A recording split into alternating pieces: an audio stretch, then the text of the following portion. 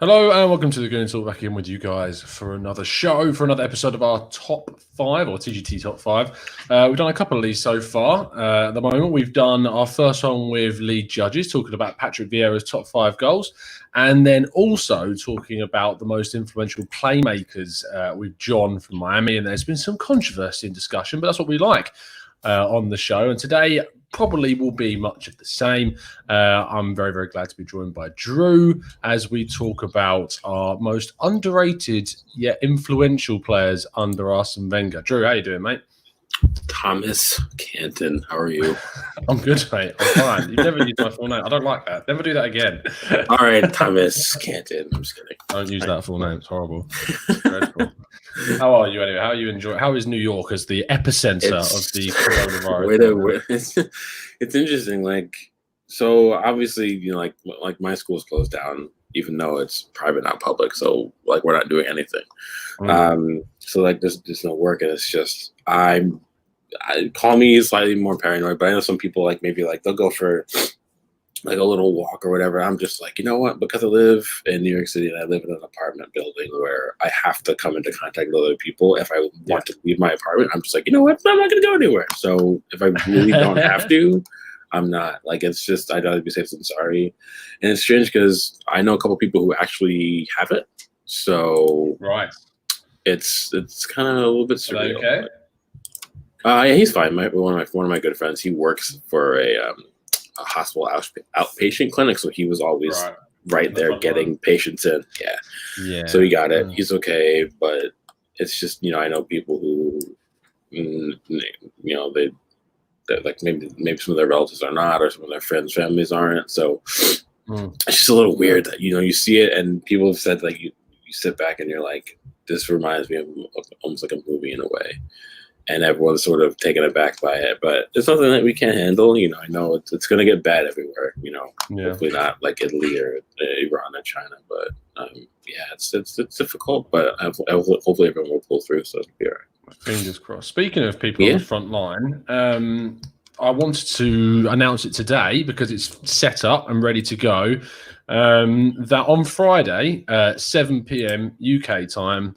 We're going to be doing a Premier League quiz on the show with the hope that we can raise a bit of money for the NHS. There is a GoFundMe page in the description, and I'm going to put a tweet out basically as soon as this show is done and finished being live. So if you're watching on playback, it'll be up on at the Gooner Talk TV.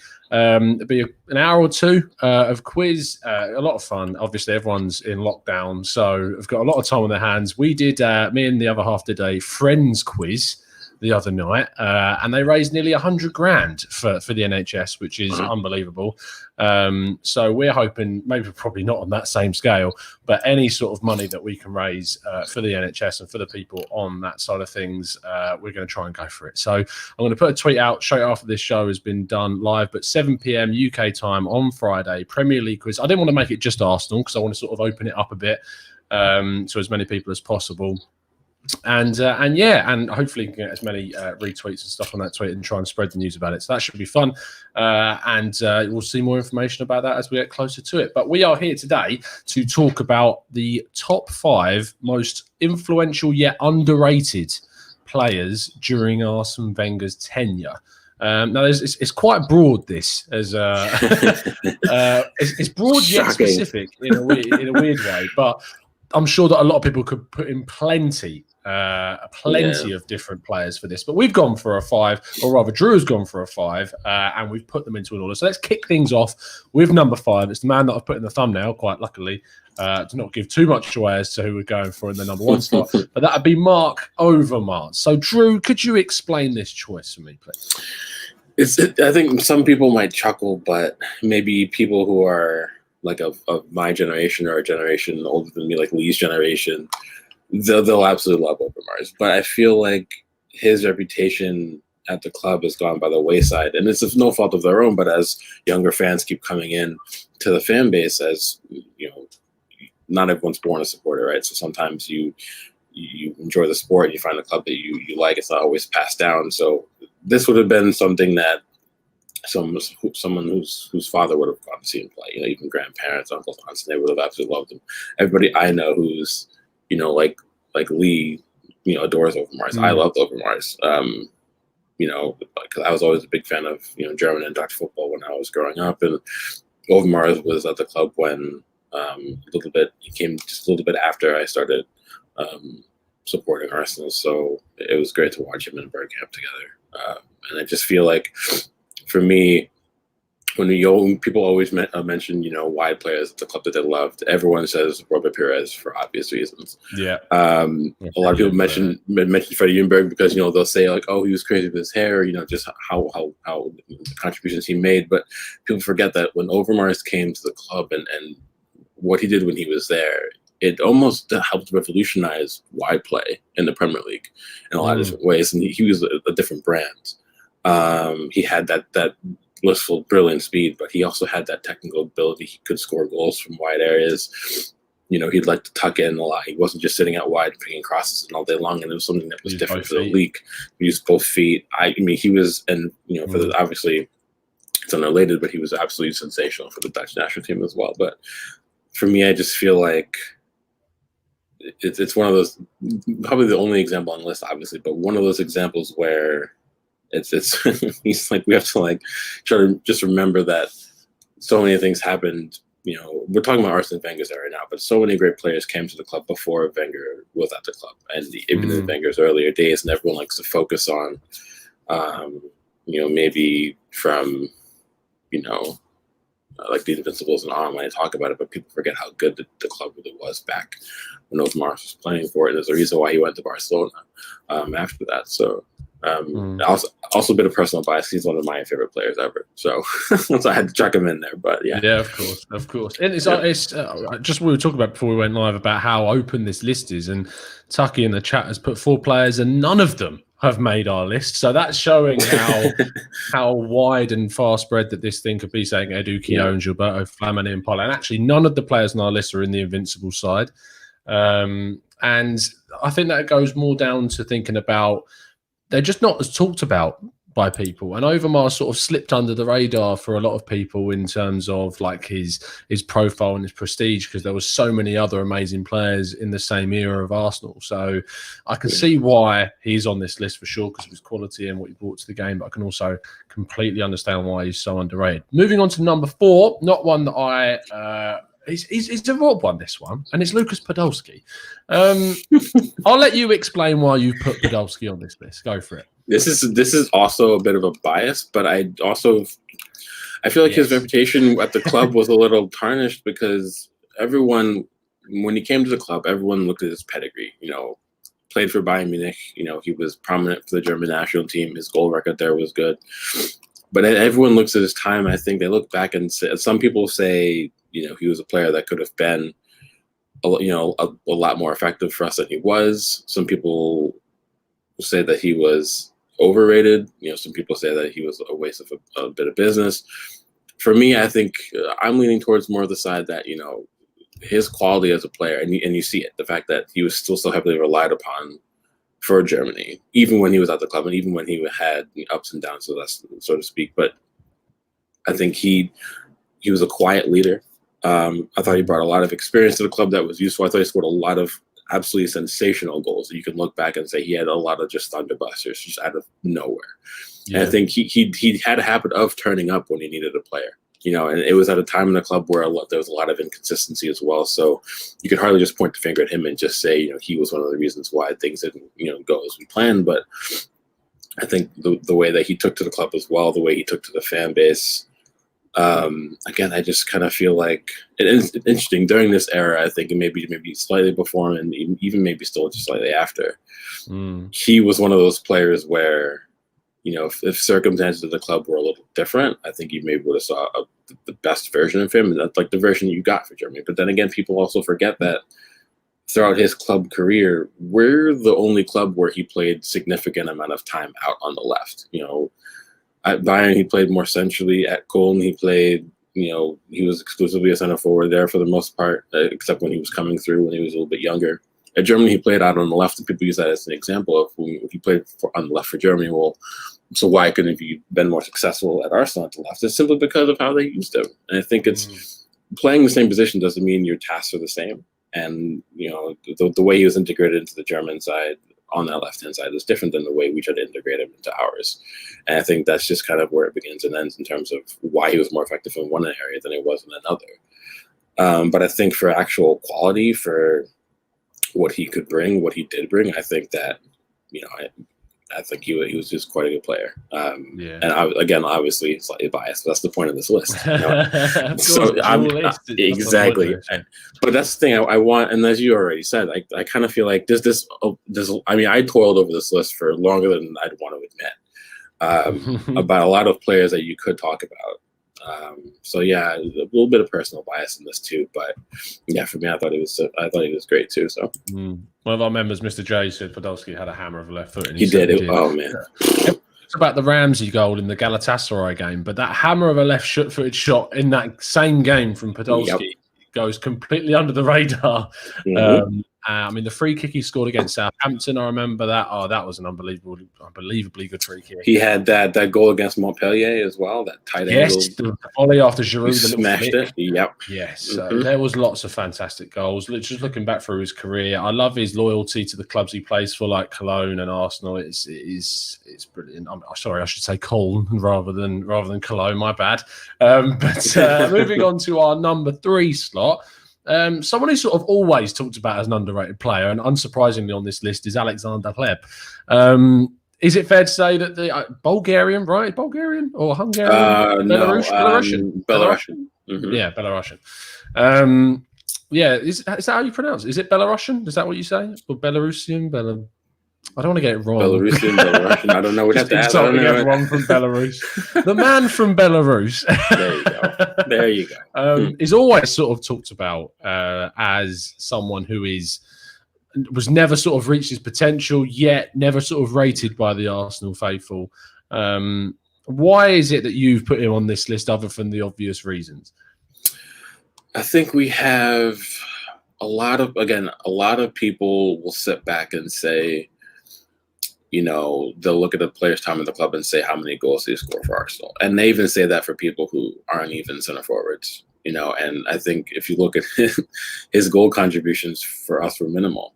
But if you look throughout his career, that's just the kind of player he was. Before we bought him, he led the Bundesliga in assists for Stuttgart. He did quite well there. He left us and went on to Barcelona for a reason, whether if it was right or wrong. But he reflected and he said that his biggest mistake was actually leaving Arsenal, that he was incredibly happy here, that he fit into the side. He got maybe 1 or 2 goals a season, but he was one of those players who we could start seeing where he was like that player that was like the assist beyond the assist. As someone said in the chat, his link of play was fantastic on the ball. He was sensational. He was a very intelligent player. He was silky. He controlled play from deep, kind of almost like how we want to see, someone like as an example, like a Guendouzi now, who can drive play from deeper and kickstart the attacking moves. I think Hleb was absolutely sensational at that. And even though he was more or less the number 10, he could sit deeper in that 8 role and still do quite well. And I think he was one of the players that actually made us tick. And he was in the side when we had some of our most famous results in that area during those years. So yeah, I know. I hate the term pre-assist too, Jeremiah. I'm sorry. At 11:30 a.m., it's the best that my brain's gonna be doing at the moment. So, but yeah, he was one of those players who just offered that creativity that it didn't always end up in being directly involved in a goal. But he was one of those players that really made a difference. I think quietly made a difference. And again, you can look back and say if he stayed at the club, he could have hit another level with us, and we could have had an excellent player on our hands. And I know Wayne speaks highly about the club all the time, and people used to joke with him in the group chat about it. And he was just like, "No, lads, like this is like." He was just so adamant about how good he thought he was, and I'd have to agree with him. Because he looks like him. That's the This is that too. So Wayne, this one's for you if you're listening. There you go.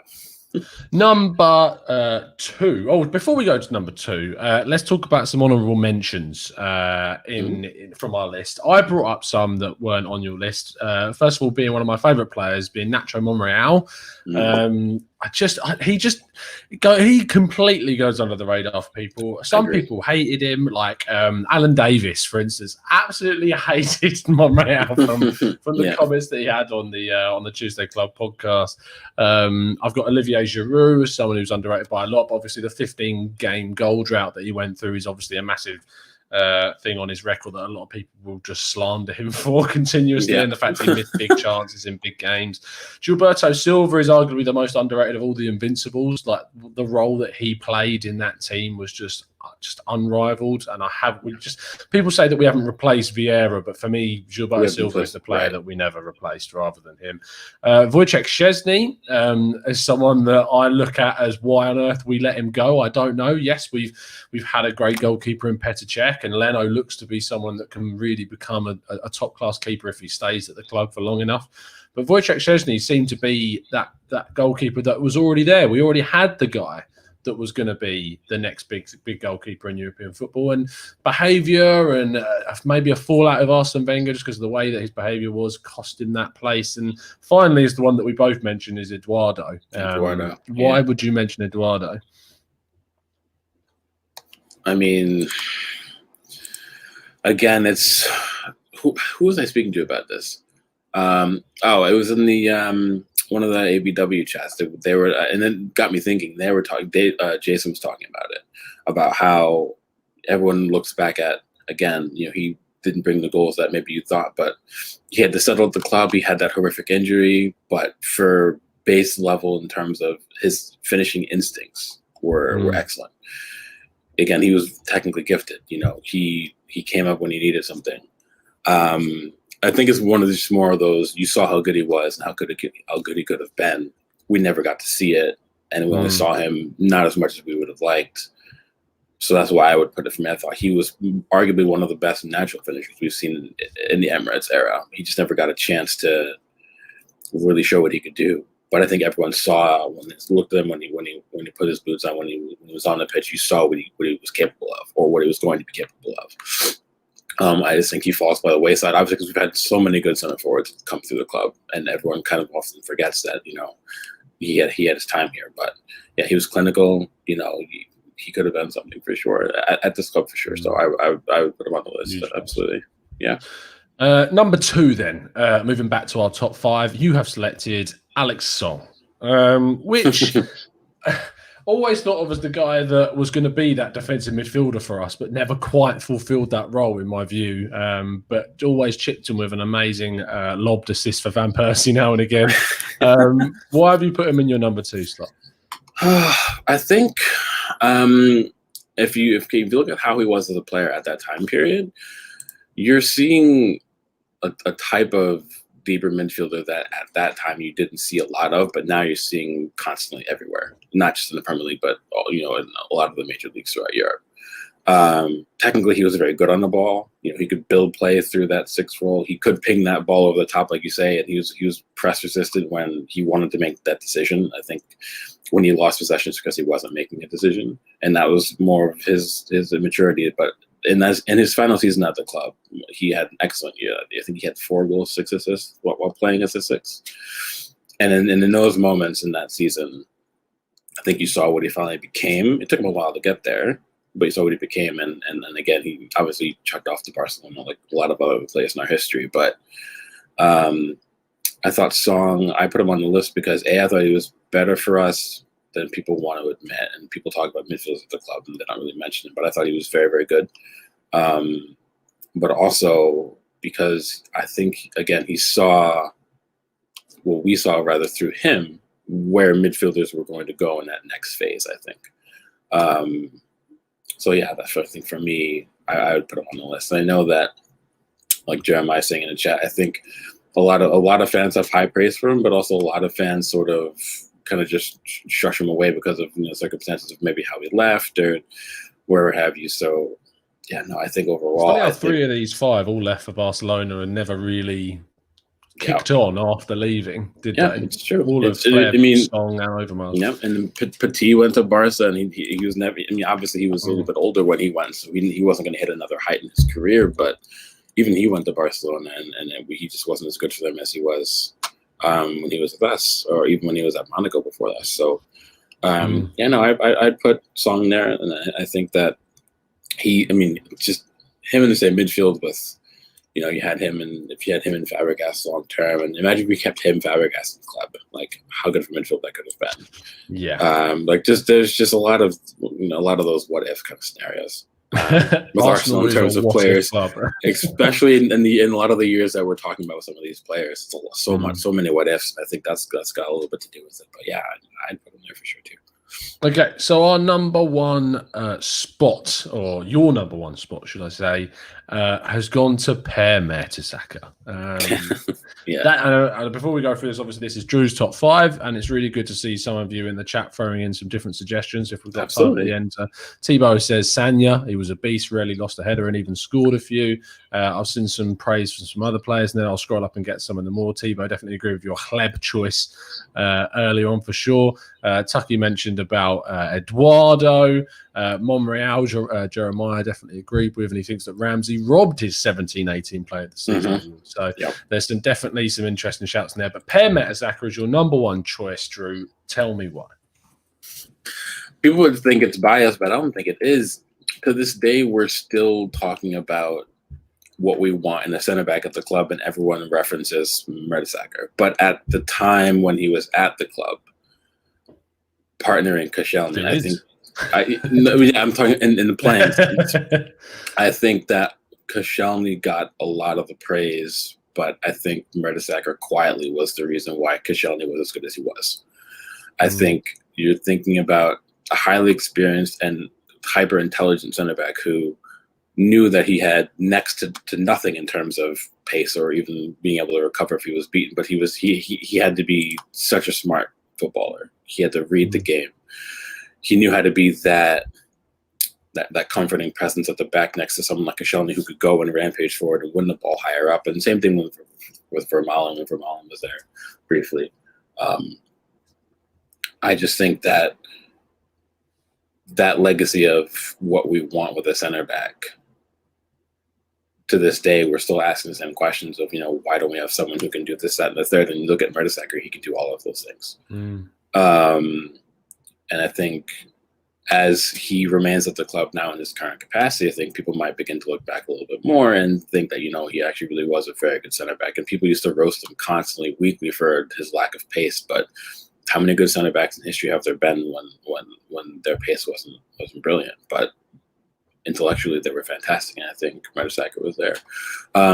Also, shout out to Muppet just right now, because Walcott nearly made the list as well, and I think it's kind of interesting because he scored, however many goals, 100 goals for the club, but people look at him with such disdain in certain sections still. I do, yeah. And I think I think with Walcott, he was always the nearly man. He was always the man who was going to be this amazing guy. He was picked in the England squad at 16, 17 years old, and he just never, even though he scored over 100 goals, the way that he was talked about, it was going to be that he was going to be the next Thierry Henry. He was going to be the number 14 that played in the central role, that was finesse. Every time he scored a finesse goal, it was, look at that Henry-esque finish every single time. Yeah, and I think he, like a lot of other players then and still do, suffer from that ability that English media has to overhype a player to the point where it's just not necessary. And I think that was the issue. He came through at Saints incredibly well. Everyone at Saints thought he was going to be an absolutely fantastic footballer. And they were sad to lose him. Same thing with Ox, ironically enough. Yeah, definitely.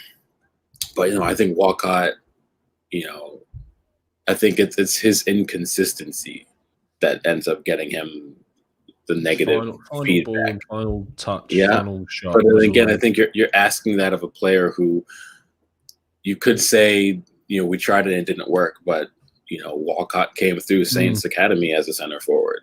We brought him to Arsenal, and the only place we could really fit him in because of his pace was out on the right. And I think he did the best of it that he could, but I think under different circumstances and maybe under a different tactical remit that the club had, Walcott may have been a more successful center forward, and maybe we would have saw more from him that maybe he promised when he was younger. But no, I do think that, I think he was, I don't know. I think his time at the club will be looked back on unfavorably 50% of the time, but he also could have been on this list too. Back just briefly on Mertesacker before you go on to that comment. Omar said that Mertesacker was so good at reading the game. He had zero pace, but he used his game reading skills to get him out of jail. And that I always brought that up whenever we did a show, and we were doing shows, and Mertesacker was obviously still playing, and it was always, you can criticize his pace all you like, but no one reads the game as well as he did positionally. It didn't matter that his pace was so bad. It only mattered when the whole of the Arsenal team was caught out by playing such a high line and corners and things like that. That was when he was caught out of his pace. But when we were on the defensive, he was solid. The FA Cup final against Chelsea was arguably one of the highlights of his career with the performance he put in. I believe his first goal was against Spurs in a North London derby in which we'd gone 1-0 down and then Adebayor got sent off. And I think Mertesacker, his first goal for the club? He scored a header. So. I'm not sure if it was first goal. It might have been his first goal, but I remember being a header from a corner and it went to the top right-hand corner, absolutely perfect header. And he scored some really, really important goals. I mean, the one in the semi-final against Reading when he'd given away the penalty in that game. Jeremiah said, yes, Mertesacker was the only centre-back we've had in the past decade who could actually read the game and defend. Joe Houston reckons that Vela was underrated, which is an interesting one. Seeing what he's doing now at LAFC and the fact that Barcelona were linked with nicking him when they needed a player last January. So it goes to show that Vela definitely had the potential. He just couldn't really do it at the top level. What was the comment you were going to pick out? I was comment on Vela, but I was also going to comment on Lauren. I thought Lauren was, again, we've had a lot of quietly good players at ours.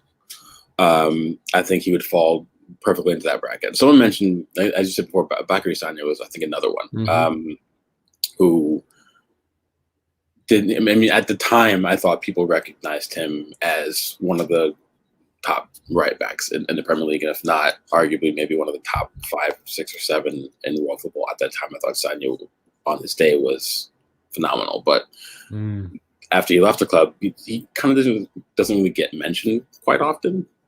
I don't think that people forget who he was or what he contributed to the club or, how good he was for us. I think that people just don't talk about him ever since he left. And I think maybe for that reason, he's underrated, so to speak. But Coquelin's a good shout from Thibaut as well. That one year he had where he was... After he came back from Charlton. It was like 18 months because he came back in January. Yep.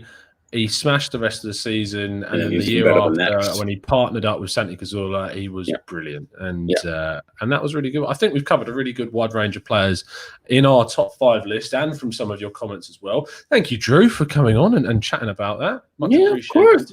It's been a while, and it sucks down because who knows when we're going to get to actually talk about actual football. Yes, so we're making the most of it. We really are. We're going to be back tomorrow with a show. Kenny's coming on. In fact, I'll get you Kenny's topic because he sent it to me earlier this morning. If I can find it, here we go. Kenny wants to look at the top 5 most memorable Arsenal matches pre-2000, which just means mine was specific. Kenny's just like, there you go. And I said that to make it fair for some of our younger listeners, I'm going to do with him the top 5 post-2000 matches at the same time. So that's going to be really interesting. I'll give you a teaser. His number 5 is Arsenal against Chelsea, where Kanu got the hat-trick in 1999. That is his number 5 slot. But if you want to find out the rest, you have to tune in. Go on, Drew. It's like the other 4 are going to be from 1926. So wow. Wow. A lot of these kids are not going to be able to remember. Sorry, Kenny. So Kenny will be on tomorrow, a similar time, midday-ish for that. So make sure you subscribe to the channel if you want to tune in for that. I'm really enjoying doing these top 5. It's quite interesting. And obviously, it's a little bit of entertainment whilst we're in lockdown. And of course, as I mentioned at the start of the show, on Friday, 7 o'clock UK time, we'll be doing a Premier League quiz where we'll be doing donations going towards the NHS to try and give a little boost and a little help to the great work that's going on over there. So I'll be tweeting out about that very, very soon after this is finished going live. So if you've been watching on playback, the tweet will be up on @TheGoonerTalk TV. So make sure you go over there and give that a retweet if you're watching live. Thank you ever so much for tuning in. Thank you all for your comments. Really, really appreciate it. Andrew, thank you ever so much for coming on again. Really appreciate it, mate. Thanks for having me as usual. I know. So any other questions, please make sure you drop one in the comment. I will be happy to answer them for you, or tweet us. You can find Drew at FM Lehrer, which yes does mean teacher in German. I know, I knew that myself, which I did German and I got a C, so not bad. It's not bad. I'm so proud of you. We'll see you again very soon, and as always, up.